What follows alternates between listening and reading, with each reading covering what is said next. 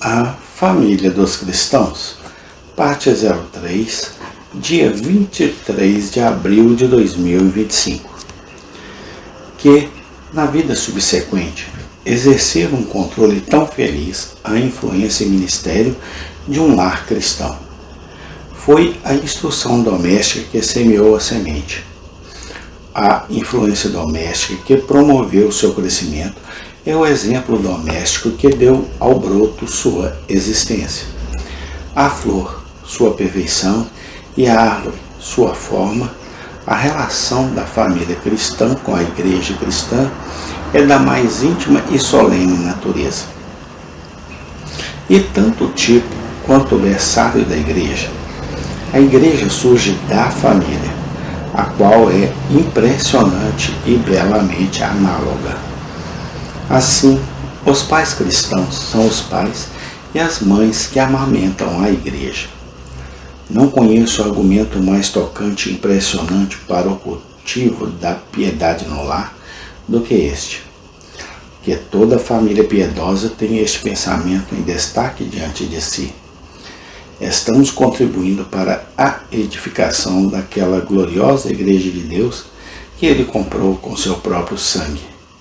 De nosso recinto sagrado, ela está transferindo para o seu próprio, nossos filhos e filhas, destinados, por sua vez, a fornecer uma sucessão infinita da semente santa. A Igreja de nosso Senhor Jesus Cristo, de quem toda a família no céu e na terra toma o nome.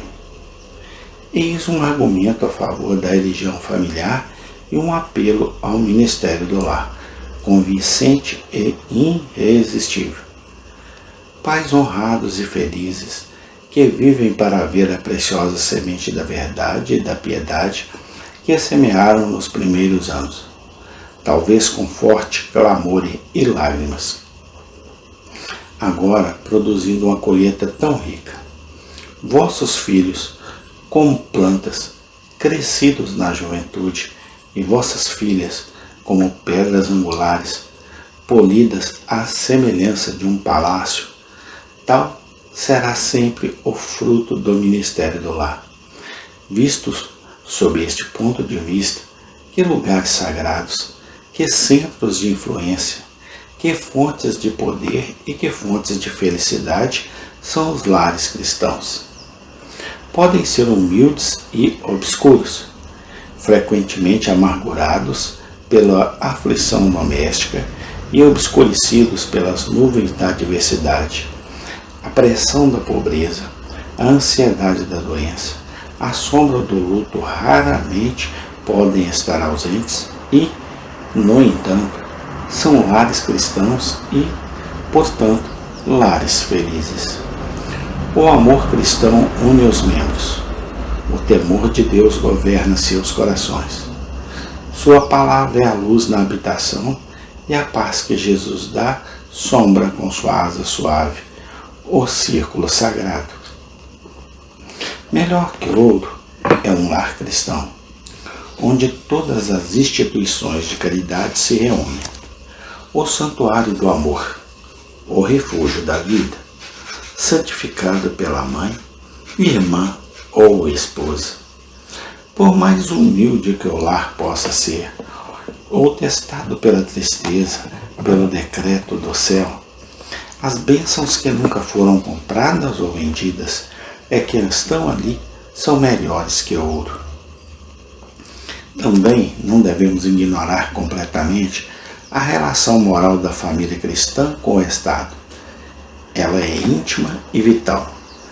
Assim como as famílias compõem a estrutura do Estado, o Estado deriva seu caráter e a estabilidade do caráter moral e religioso dessas famílias.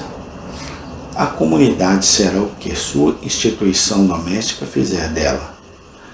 Quando a sociedade deixar de ser moldada em famílias e as famílias deixarem de ser santificadas pela religião, Wichabod, poderá ser escrito no Estado, pois sua glória e estabilidade terão desaparecido.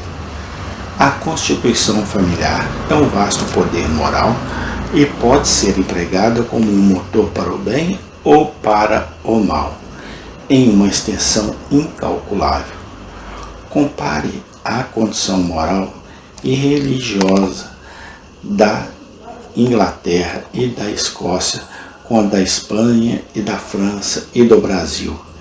Então faça uma investigação sobre a economia doméstica de cada uma.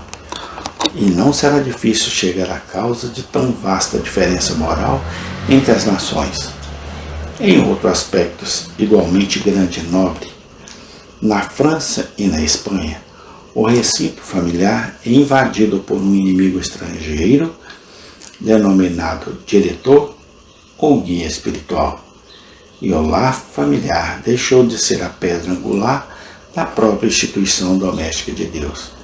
E tanto o templo do lar quanto o edifício da religião são corroídos até o âmago e minados até a base pela cancro de muitos corações gentis. Mas tanto da Inglaterra quanto da Escócia, assim como de outros países protestantes, pode-se dizer desta videira protetora, a Constituição Familiar. Como foi lindamente dito da antiga igreja judaica, preparaste espaço diante dela, e fizeste com que criasses raízes profundas, e ela encheu a terra. As colinas foram cobertas com a sua sombra, e os seus ramos eram como os belos cedros. Ela estendeu os seus ramos até o mar, e os seus ramos até o rio. Amém. Tem continuação. Obrigado, Deus. Amém.